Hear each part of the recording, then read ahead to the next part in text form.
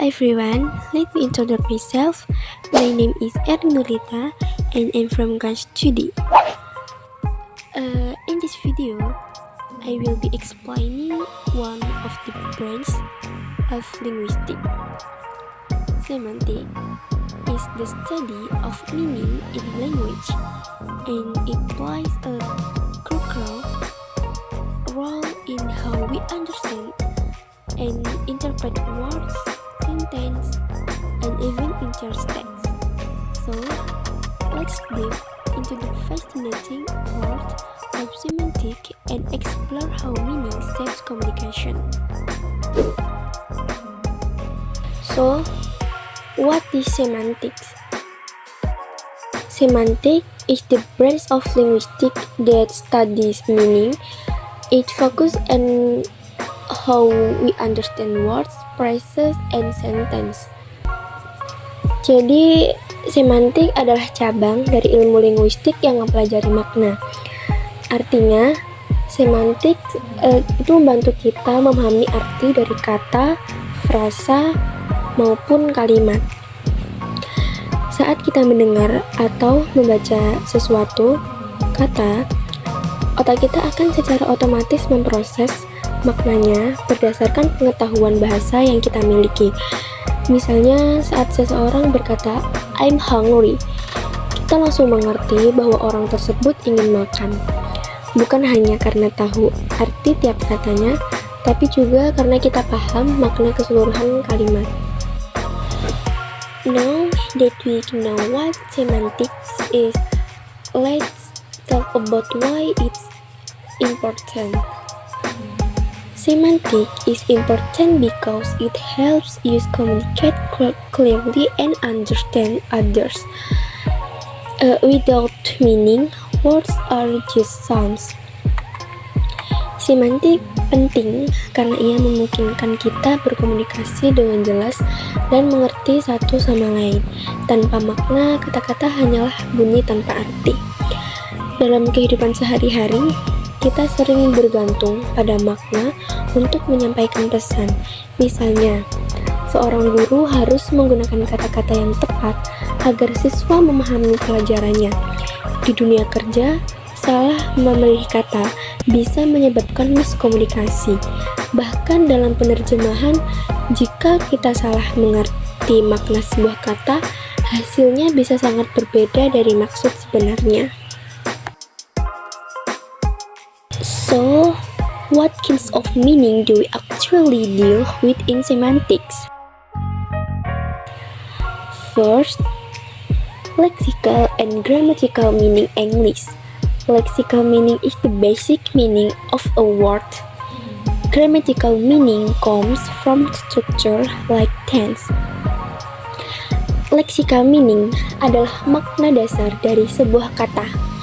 Seperti dog yang berarti hewan anjing, grammatical meaning adalah makna yang ditambahkan berdasarkan struktur kalimat, seperti waktu atau bentuk kata. Contohnya, run. Ini menunjukkan aksi di masa sekarang. Sementara run itu menunjukkan bahwa aksi terjadi di masa lalu. Jadi, grammar bisa mengubah arti kata dan memberikan informasi tambahan seperti waktu atau jumlah. Second, denotative versus connotative meaning English. Denotative meaning is the dictionary definition. Connotative meaning is the emotional or cultural association. Denotative adalah arti harfiah atau arti kamus dari sebuah kata. Misalnya, kata home secara denotatif berarti tempat tinggal. Sedangkan konotatif berarti makna yang berhubungan dengan perasaan atau budaya. Seperti home bisa berarti tempat yang nyaman, aman, atau penuh kasih sayang, tergantung pengalaman seseorang. Third, conceptual versus associative meaning English. Conceptual meaning is the essential logical meaning. Associative meaning includes personal or cultural connections. Conceptual meaning adalah makna inti yang digunakan untuk membangun kalimat secara logis. Misalnya, rose sebagai bunga. Associative meaning adalah makna tambahan yang berasal dari asosiasi pribadi atau budaya. Kata rose bisa disosiasikan dengan cinta, romantisme, atau bahkan kesedihan, tergantung konteks, budaya, atau pengalaman pribadi. Let's continue by breaking down the elements of meaning in individual words using semantic features. Semantic features are small parts of meaning that help use categories words. Fitur semantik adalah elemen kecil dari makna sebuah kata yang membantu kita membedakan dan mengkategorikan kata-kata. For example, man and boy. Misalnya, man itu plus manusia, plus laki-laki, plus dewasa. Sedangkan boy itu plus manusia, plus laki-laki, minus dewasa. Dengan fitur ini, kita bisa melihat perbedaan antara man and boy, walaupun keduanya merujuk pada laki-laki. Ini membantu dalam memahami perbedaan makna secara detail. After understanding meaning inside a word, let's move into how words relate to each other. This is called word relations.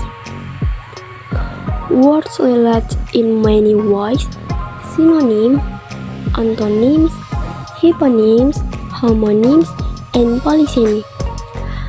Kata-kata bisa saling berhubungan dengan berbagai cara, yaitu synonym, kata yang memiliki makna mirip.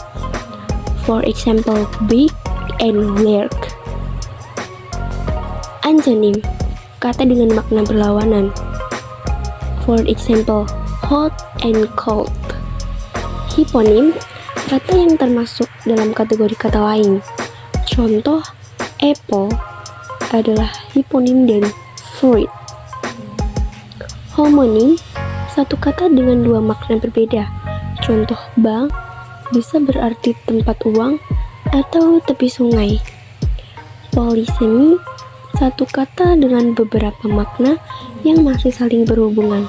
Contoh, head bisa berarti bagian tubuh atau pemimpin. Next, let's look at how words function in a sentence. This is known as semantic roles. In a sentence, Ali gave a book to Rina. Ali again booked them, and Rina recipient. Semantic roles menjelaskan peran kata dalam sebuah kalimat.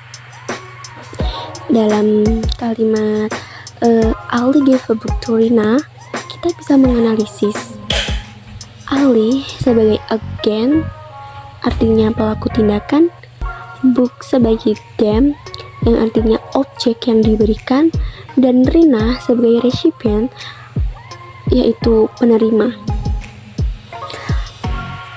Mengetahui peran semantik itu penting ya, agar kita dapat memahami struktur kalimat dengan benar. And finally, let's talk about something that often causes confusion: ambiguity. Ambiguity means a sentence has more than one meaning. Example, I saw her duck. Ambiguitas adalah kondisi ketika satu kalimat memiliki lebih dari satu makna. For example, I saw her dog. bisa berarti saya melihat bebek miliknya. Itu duck sebagai hewan ya. Dan juga saya melihat dia menunduk. Ini duck sebagai aksi.